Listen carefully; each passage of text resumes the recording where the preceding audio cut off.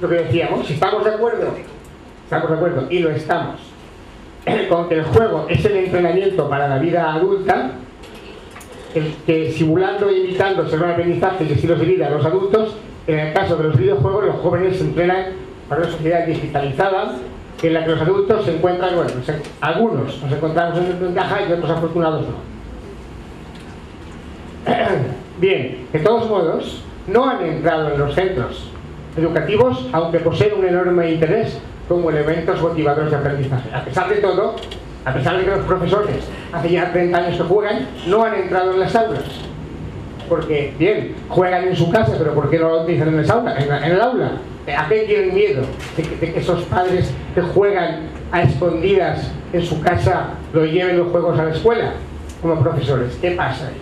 Bien, pues una de las razones que pasan, pues no sé, probablemente tengan miedo, no sé a qué. Yo pienso que tienen miedo a que los hijos les ganen, a los niños que están en el aula saben más que el profesor, aunque Diego diga que no. Los niños saben más que el profesor en ciertas cosas. Si el profesor ha practicado desde pequeñito, probablemente sepa más y les gane, pero no es la mayoría ni muchísimo menos. Bien, piensan que aparte de la literatura, los videojuegos siempre son el primer motivo de que lo que comentaba antes ¿quién lo ha comentado? A lo mejor es que ha sido él, que ha comentado que lo primero que se le ataca al señor de ¿dónde era?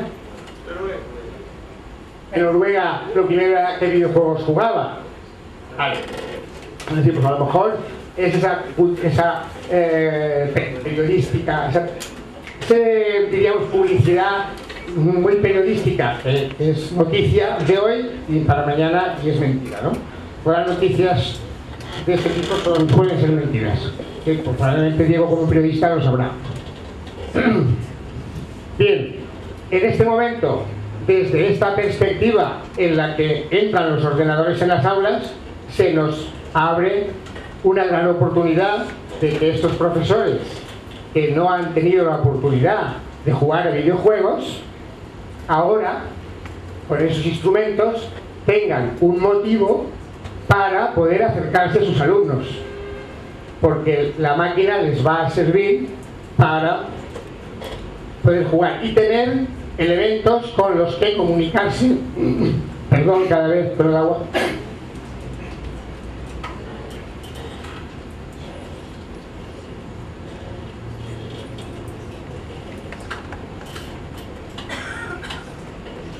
Bien, visto este cambio, visto el cambio de la entrada de los ordenadores uno a uno en la escuela, no solamente por eso, sino además por el conocimiento que tenemos de las virtualidades educativas de los videojuegos, pues desde el curso de juego nos planteamos también introducir los videojuegos en el curso, ¿no?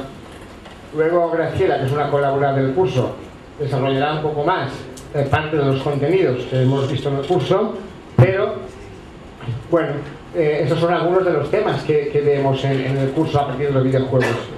Es el juego del milenio, como no, el milenio que empezó en el año 60. Pues, vale. El consumo de videojuegos y accesorios, es decir, no solamente consumimos videojuegos, sino todos los accesorios que vienen alrededor, pues los volantes, las maquinitas, los mandos, etcétera. Y vemos también cuáles son esos peligros con el propio consumo, ¿no? A partir de esos peligros, bueno, pues en Europa se ha desarrollado el PEGI y el ISRB, que de alguna forma son acuerdos entre muchos desarrolladores para elaborar un tipo de juegos con un tipo de normas que den información a los padres sobre qué tipo de videojuegos es aquel que están comprando para los hijos. Bien, consideramos también que el desamparo del menor, debido a la gran facilidad que los menores tienen de acceso a esos videojuegos, tanto los videojuegos en red como los videojuegos que los padres les compran y que a lo mejor no tienen claro qué contenidos tienen, a no ser que sean jugadores experimentados. ¿Me faltaba algo? Bueno, entonces estos son datos preocupantes que ponemos a la vista del curso, y a partir de ahí una serie de recomendaciones que vamos a recomendar, que vamos a hacer para de alguna forma controlar aquello. Bueno, Luego hacemos un estudio sobre el aprendizaje de valores y contravalores en los videojuegos. Analizamos videojuegos, qué valores y contravalores encontramos, vemos. Y luego hacemos una evaluación de videojuegos comerciales. ¿Por qué videojuegos comerciales? Porque son los que hay, son los que tenemos.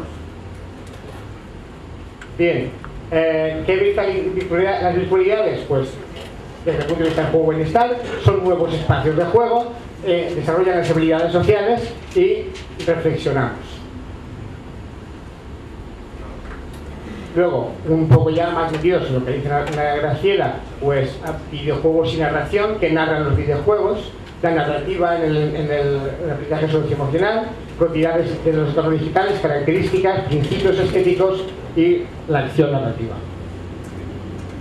Bueno, y luego jugamos en red. Jugando en red con otros en red. ¿Qué es lo que ocurre cuando estamos jugando en red con otros? ¿Qué ocurre? Es decir, ¿pero qué ocurre? Que no jugábamos antes más que con mi compañero. Ahora puedo jugar en red con personas que están aquí en Argentina y están en España. Y podemos estar jugando a los mismos videojuegos. Y podemos estar haciéndonos retos. Y podemos estar colaborando también a conseguir objetivos juntos. Que al fin y al cabo eso es lo que uno de... Bien. Bueno, luego hacemos unos análisis de videojuegos con aquí un esquema, pues simplemente de contenidos que vamos desarrollando y de alguna forma qué componentes de cada uno de los videojuegos vamos analizando, y luego pues también vemos qué videojuegos pueden utilizarse en la vida adulta. No es que cuál se pueden utilizar, sino que vemos que en la vida adulta también se utilizan videojuegos y por tanto, desde el punto de vista del curso, los introducimos, los valoramos, jugamos. Bien, videojuegos y simulación.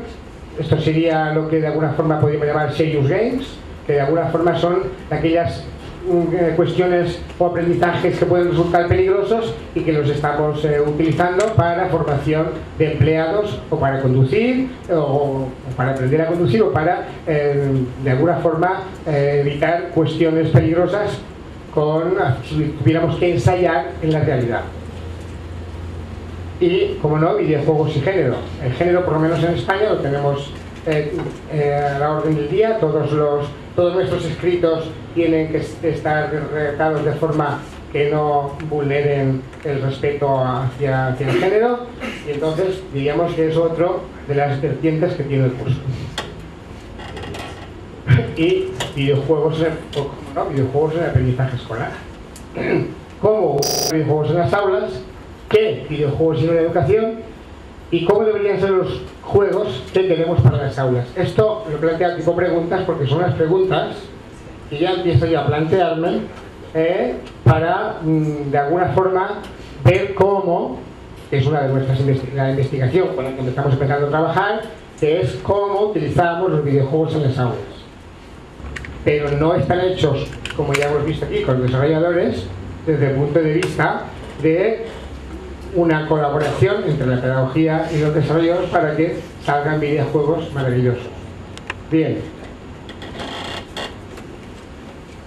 Y queremos videojuegos que se encuentren dentro de los intereses de los alumnos y las alumnas, porque probablemente los conceptos, sí, cuando entendamos un concepto ha sido una satisfacción, de acuerdo, pero como ya hemos vislumbrado que los que hablan solamente de conceptos pueden resultar aburridos, necesitamos videojuegos que sean significativos para los alumnos, que quieran jugar a los videojuegos, que los entiendan, que quieran jugar, y de esa forma, si nosotros ya hemos supuesto la parte educativa, pues la va a conseguir. He puesto al final que eduquen en competencias. Ya no queremos solamente conceptos, queremos que enseñen competencias, es decir, que enseñen a saber hacer cosas, a saber hacerlas. Es decir, esas son las competencias que ahora se están trabajando en Europa. En Europa, desde PISA y Bolonia, se está hablando de competencias. Competencias no en el aspecto de competir, como ya hemos visto, sino competencias en el aspecto de conseguir saber hacer cosas. Yo sé conducir, yo sé jugar al fútbol, yo sé utilizar las matemáticas, sé utilizarlas.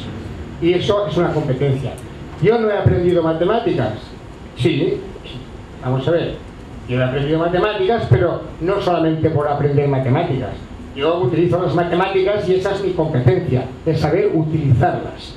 Y eso es lo que yo pido a los desarrolladores. Pido que no se obsesionen con los conceptos, sino que nos enseñen a hacer cosas con esos conceptos. Esos son los videojuegos que queremos. Y esos videojuegos, lógicamente, que aquí quizás soy demasiado atrevido ya, esa creación de esos videojuegos y de esas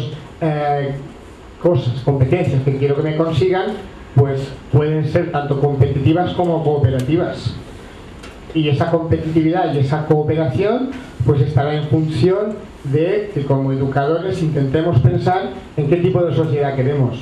Si queremos una sociedad competitiva o si queremos una sociedad cooperativa. A los niños hay que enseñarles a ser cooperativos desde pequeños, porque si no saben cooperar desde pequeños, cuando llegan a la universidad no quieren hacer trabajos en equipo. Yo me encuentro con alumnos que prefieren hacer trabajos individuales, y el trabajo en equipo es una de las consignas de Bolonia. Y no solamente porque lo diga Bolonia, sino porque soy un convencido, porque yo lucho y pienso por una sociedad cooperativa, siempre cooperativa, no competitiva. En este sentido, bueno, eso es, en resumen, lo que en esta reunión de educadores y creadores creo yo que les pido. Creen juegos que eduquen en competencias, que eduquen porque han de ser divertidos para educar, porque si son aburridos no juegan los niños y por lo tanto tampoco educan. O sea, hay que hacer juegos divertidos que jueguen en competencias y desde mi punto de vista que fortifiquen y que faciliten la cooperación y que nos enseñen a ser cooperativos. Eso es todo.